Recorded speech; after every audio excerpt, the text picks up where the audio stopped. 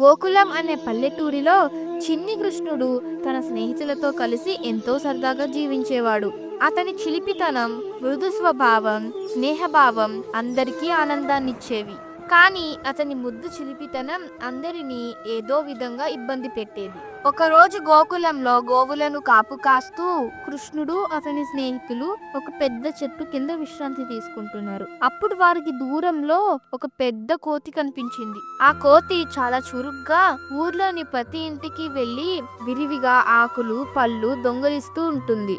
స్నేహితుల్లో ఒకరు, కృష్ణ, ఆ కోతిని ఆపడం మన వల్ల కాదేమో అని అన్నాడు. కృష్ణుడు చిరునవ్వుతో, ఏంటి, ఆ కోతి కూడా నాకు స్నేహితుడవుతాడు, చూస్తారా అని అన్నాడు. కృష్ణుడు వెంటనే ఒక మామిడి పండు తీసుకొని ఆ కోతిని తన వైపు ఆకర్షించడానికి గాల్లోకి వేశాడు. కోతి కృష్ణుడి దగ్గరికి వచ్చి పళ్ళకు ఆశపడి అతని చేతిలోంచి తీసుకోవడానికి ప్రయత్నించింది. కానీ కృష్ణుడు చాలా తెలివిగా ఆ కోతిని బుట్టలో పడేశాడు.